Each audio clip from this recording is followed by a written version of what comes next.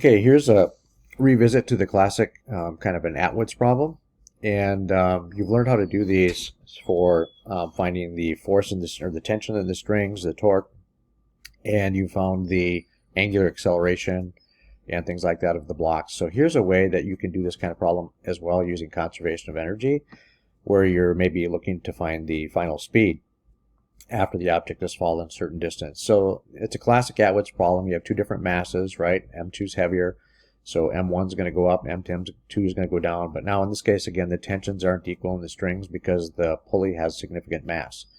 So to apply conservation of energy, we want to find the speed of the masses after M2 falls 0.75 meters. So what we want to do is consider each mass and the pulley for all their energy considerations. And since we don't have friction or anything else, the energy of our system should remain constant, right? So our initial total mechanical energy of our system should equal our total final mechanical energy of our system. And so let's just go through and apply our energy principles to each object. So let's let the initial height of the system arbitrarily for each object. We'll let their initial heights be 0. So one object is going to increase its height, increasing its gravitational potential energy, while the other object is going to fall, right? Decreasing its gravitational potential energy, causing the objects both to have translational speeds and the pulley now to have rotational kinetic energy. So that's kind of the new idea in this kind of a problem. All right, so going forward and just writing things all out symbolically. Let's begin by just thinking about our conservation of energy. So initially, right, for our total mechanical energy of our system, if we think about what's going on here, we could consider the potential energy for the first object and the kinetic energy for the first object. We could consider for the second object, block 2, its potential initial and its kinetic energy initial. And then the pulley is not going to change height, right? So we'll just consider the fact that it could possibly, maybe it's already spinning if it was a different kind of a problem. In this case, it'll be everything's going to start from rest. But the idea is it could have a rotational kinetic energy in the beginning. Okay, so what we know is since energy is conserved, all of those same quantities should have a final, should be expressed in their final, right, forms of their expression as well. All right, so moving forward, the really only new idea is the fact that the pulley could have rotational kinetic energy. So let's let the initial height of everything be 0, the initial velocity of everything be 0, initial angular velocity is going to be 0 of the pulley. It's not rotating, obviously, if everything is at rest to begin with. And so that pretty much takes care of everything on the first side of our equation, right? There's theoretically no, right, energy to begin with in the way we've defined our system. And so if we do that with our 0 reference point where I placed it, then for the final terms, this is going to be our same expression as above.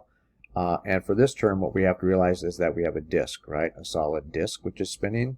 And if we look up the moment of inertia for that disk or the pulley, it's going to be 1/2 mass of the pulley, radius of the pulley squared. All right, so just continuing forward.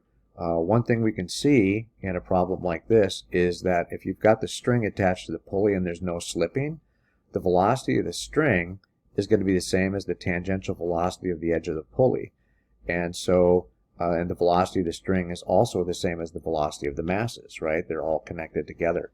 So as long as the string isn't slipping, then we can say that the velocity of the string or the masses is rp omega p. And it's also going to be the same as V1 final and V2 final. So if they're all equal quantities, we'll just use the symbol VF for all of them. And what we can do then is replace this term that's going to come out of substituting this in for the moment of inertia of the pulley. The r squared omega squared will just be VF squared. And again, we can let VF squared be the speed of mass 2 and VF squared be the speed of mass 1. So now, our final term, we have our potential, gravitational potential expressions, our kinetic energy expressions for each of these. Here's the rotational kinetic energy expression of the pulley. It ending up being 1/4 mpv squared. All right, so now we're just going to substitute in what was given in the problem. So if we looked went back up above, the mass of block 1 is 13, and its final height above 0 would be plus 0.75 meters.